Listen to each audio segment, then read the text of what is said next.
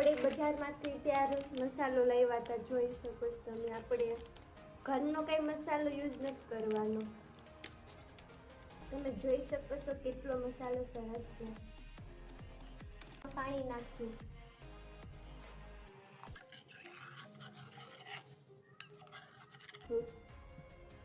એ મસાલો નાખ્યો છે આપણે બનાવ્યો તો નાખી દઈશું.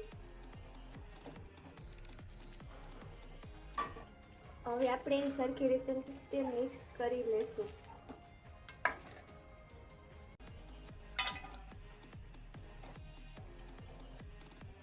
તેલ ના ઉડે એનું ધ્યાન રાખવાનું. જો અમારો વિડીયો તમને પસંદ આવે તો લાઈક કરજો, શેર કરજો અને સબસ્ક્રાઈબ કરજો.